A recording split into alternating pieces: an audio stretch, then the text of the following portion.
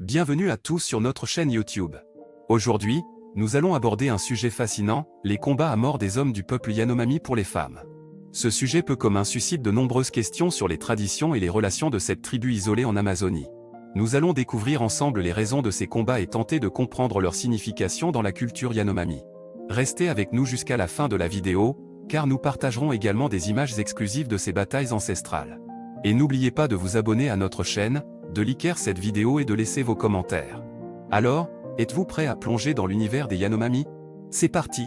Les hommes du peuple Yanomami se battent à mort avec des bâtons pour les femmes. C'est une pratique brutale et sanglante qui a perduré pendant des siècles au sein de cette tribu indigène vivant dans les profondeurs de la forêt amazonienne. Ces combats, connus sous le nom de Uka-Uka, sont une tradition profondément enracinée dans la culture Yanomami, et ils servent de moyen pour régler les conflits et déterminer la supériorité masculine. Dans le peuple Yanomami, les femmes jouent un rôle crucial dans la société. Elles sont considérées comme des biens précieux, des objets de désir et des symboles de statut pour les hommes. C'est pourquoi les combats à mort pour les femmes sont si courants. Les hommes se battent pour prouver leur valeur et leur pouvoir, et pour gagner le droit d'avoir une femme à leur côté. Le Uka-Uka est un rituel violent et souvent mortel. Les hommes se rassemblent dans une arène spéciale, armés de longs bâtons. Ils se frappent mutuellement avec une force dévastatrice, cherchant à blesser ou à tuer leur adversaire. Les combats peuvent durer des heures, dans une atmosphère de tension extrême et de brutalité sans limite.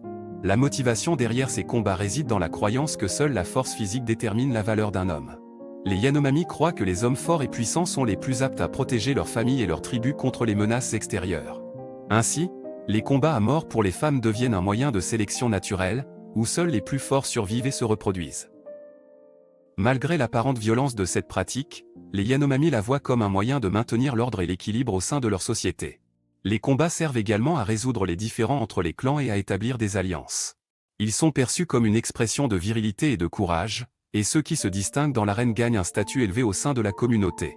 Cependant, ces combats ne sont pas sans conséquences. Les blessures graves et parfois mortelles sont courantes, et la perte de vies humaines est considérée comme un sacrifice nécessaire pour maintenir les traditions et la cohésion sociale. De plus, les femmes, qui sont l'objet de ces combats, peuvent également subir des séquelles physiques et émotionnelles. Le Uka-Uka est également controversé au regard des droits de l'homme et des normes internationales. De nombreux observateurs et militants dénoncent cette pratique comme étant barbare et inhumaine.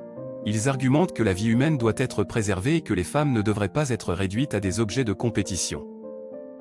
Malgré les pressions extérieures pour mettre fin à cette pratique, les Yanomami continuent de la perpétuer avec fierté et conviction.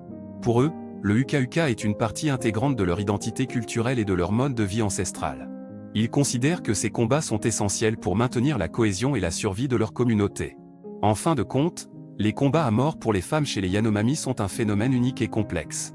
Ils témoignent de la diversité des cultures humaines et de la persistance des traditions ancestrales, même à une époque où le monde est de plus en plus connecté et mondialisé. Alors que certains condamnent cette pratique comme étant cruelle et archaïque, d'autres la voient comme une expression de l'identité et de la fierté de la tribu Yanomami.